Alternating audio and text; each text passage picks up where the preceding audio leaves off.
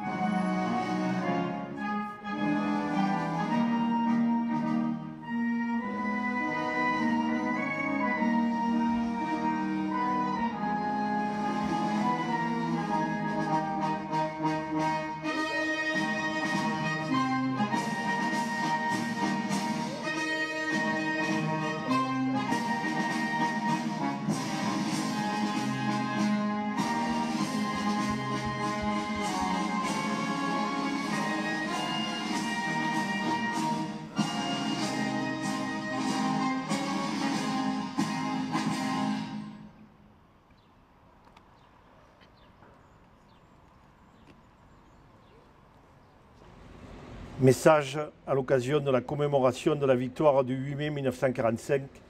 Message de Monsieur le Président de la République, Emmanuel Macron. Ce 8 mai ne ressemble pas à un 8 mai. Il n'a pas le goût d'un jour de fête. Aujourd'hui, nous ne pouvons pas nous rassembler en nombre devant les monuments de nos villes, sur les places de nos villages, pour nous souvenir, ensemble, de notre histoire. Malgré tout, la nation se retrouve par la pensée et les 1000 liens que notre mémoire commune tisse entre chacun de nous, cette étoffe des peuples que nous agitons en ce jour dans un hommage silencieux. C'est dans l'intimité de nos foyers, en pavoisant nos balcons et nos fenêtres, que nous convoquons cette année le souvenir glorieux de ceux qui ont risqué leur vie pour vaincre le fléau du nazisme et reconquérir notre liberté. C'était il y a 75 ans. Notre continent refermait grâce à eux le chapitre le plus sombre de son histoire. 5 années d'horreur, de douleur, de terreur. Pour notre pays, ce combat avait commencé dès septembre 1939. Au printemps 1940, il y a 80 ans, la vague ennemie avait déferlé sur les frontières du Nord-Est et la digue de notre armée n'avait pas tenu. Nos soldats, pourtant, s'étaient illustrés à de nombreuses reprises. Ceux de Montcornet, d'Abbeville, de Gembloux ou de Stone, les hommes de Narvik, les cadets de Saumur, l'armée des Alpes, avaient défendu avec vigueur notre territoire et les couleurs de notre pays. Ils sont ceux de 40. Leur courage ne doit pas être oublié. Dans le crépuscule de cette étrange défaite, ils allumèrent des flambeaux. Leur éclat était un acte de foi et au cœur de l'effondrement, ils laissaient poindre la promesse du 8 mai 1945. Cette aube nouvelle fut ensuite conquise de haute lutte par le combat des armées françaises et des armées alliées, par les Français libres qui jamais ne renoncèrent à se battre, par le dévouement et le sacrifice des résistants de l'intérieur, par chaque Française, chaque Français qui refusa l'abaissement de notre nation et le dévoiement de nos idéaux. La grande alliance de ces courages permit au général de Gaulle d'asseoir la France à la table des vainqueurs. La dignité maintenue, l'adversité surmontée, la liberté reconquise, le bonheur retrouvé. Nous les devons à tous ces combattants, à tous ces résistants. À ces héros, la nation exprime son indéfectible gratitude et sa reconnaissance éternelle. Le 8 mai 1945, c'est une joie bouleversée qui s'empara des peuples. Les drapeaux ornaient les fenêtres, mais tant d'hommes étaient morts, tant de vies étaient brisées, tant de villes étaient ruinées. À la liesse succéda la tristesse et la désolation. Avec le retour des déportés, les peuples découvrirent bientôt la barbarie nazie dans toute son horreur. Rien, plus jamais ne fut comme avant. La fragilité révélée de nos vies et de nos civilisations nous les rendit plus précieuses encore. Au bout de cette longue nuit qu'avait traversé le monde, il fallait que l'humanité relevât la tête. Elle venait de découvrir, horrifiée, qu'elle pouvait s'anéantir elle-même et il lui fallait désormais refaire le monde, de fond en comble, ou à tout le moins empêcher le monde ne se défasse, selon le mot de Camus. Ce fut l'heure en France de l'Union nationale pour fonder les beaux jours annoncés par le Conseil national de la résistance et bientôt retrouvés. L'heure en Europe de l'effort commun pour bâtir un continent pacifié et fraternel. L'heure dans le monde de construire les Nations Unies et le multilatéralisme. Aujourd'hui, nous commémorons la victoire de ce 8 mai 1945, bien sûr, mais aussi, mais surtout la paix qui l'a suivie. C'est elle, la plus grande victoire du 8 mai, notre plus beau triomphe, notre combat à tous, 75 ans plus tard. Vive la République, vive la France. Quelques mots peut-être plus locaux. Le président de la République a insisté sur le caractère très particulier de cette cérémonie. À Saint-Rémy de Provence, c'est d'autant plus vrai que nos concitoyens sont très attachés au devoir de mémoire et que les commémorations sont toujours extrêmement suivies et rassemblent de très nombreux Saint-Rémois, toutes générations confondues.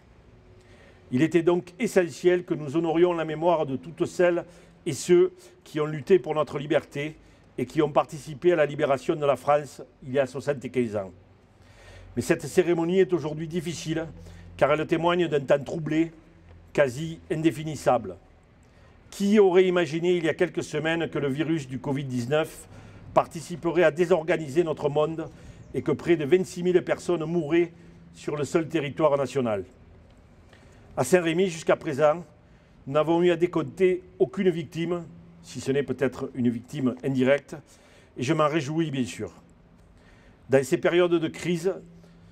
ces périodes de crise que la responsabilité d'être maire prend tout son sens et chacune de nos décisions, de nos actions, est importante pour nos concitoyens.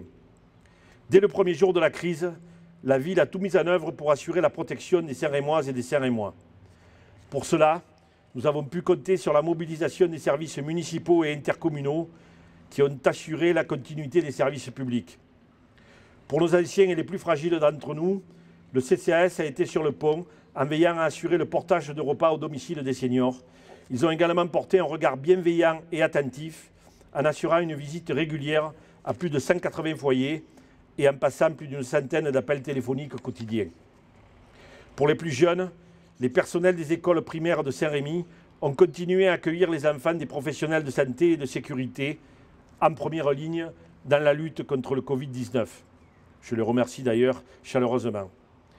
Les écoles de la ville vont rouvrir lundi leurs portes et tout sera mis en œuvre pour assurer la sécurité de tous, enfants, enseignants et personnels municipaux. Notre responsabilité est grande, mais il a fallu l'assumer pour assurer l'ouverture des établissements et ainsi offrir aux parents le libre choix de rescolariser ou non leurs enfants.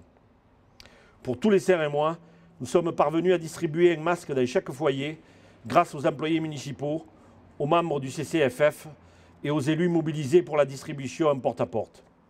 Nous avions promis qu'avant le déconfinement, chaque Saint-Rémois serait doté d'au moins un masque lavable et réutilisable et nous avons tenu notre engagement.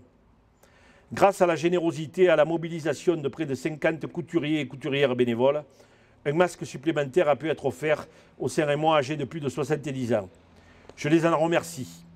Ils sont la preuve vivante que dans les périodes difficiles, la solidarité et la bienveillance sont des valeurs bien présentes. Je veux aussi remercier les Saint-Rémois, tous les Saint-Rémois. Ils ont respecté les mesures de confinement et ont ainsi participé activement à la non-propagation du virus. Pendant cette période, la police municipale, que je salue, et la gendarmerie nationale, que je salue également, ont œuvré sans relâche pour faire respecter les consignes. Je les remercie là aussi très très vivement. Au total, les procès-verbaux ont concerné à Saint-Rémy 1,5 à 2% des contrôles effectués, contre une moyenne nationale d'environ 6%. Donc ici, les consignes ont été plutôt bien respectées. En ce jour de 8 mai 2020, je souhaite pour chacune et chacun que dans un an, la crise sanitaire soit un lointain souvenir. Les temps à venir sont pour beaucoup incertains et nous avons aussi à redouter la crise économique qui suivra immanquablement la crise sanitaire. C'est aussi pour faire front, ensemble, que la ville a mis en place ou participe à différents dispositifs destinés à aider les citoyens, mais aussi ce que l'on nomme les acteurs économiques. Un fonds d'aide communale avec une première enveloppe de 100 000 € a ainsi été créé pour venir directement en aide à ceux qui sont frappés par la crise, mais passent entre les mailles du filet des aides de l'État, régionales, départementales ou intercommunales. Lundi, une petite dizaine de dossiers seront proposés au conseil d'administration du CCAS et, j'imagine, seront adoptés. Les versements suivront et nous avons reçu une dizaine depuis de dossiers supplémentaires que nous allons instruire petit à petit au fil de l'eau. Nous aussi, nous avons à résister. L'ennemi est aujourd'hui invisible, mais il n'en demeure pas moins dangereux. Il y a 75 ans, la France célébrait sa libération du joug de l'envahisseur. Souhaitons toutes et tous que nous ayons à nous réjouir de la libération de la menace que le Covid-19 fait peser sur nos familles, sur nos proches, sur nos amis. Saint-Rémoises et Saint-Rémois qui êtes présentes et présents ce matin, en nombre restreint, mais là quand même, et que je remercie chaleureusement. Saint-Rémoises et Saint-Rémois, vive la France, vive la République, vive Saint-Rémy de Provence et surtout, vive toutes les femmes et tous les hommes qui œuvrent chaque jour pour notre santé et pour celles et ceux qui nous sont chers. Merci à tous.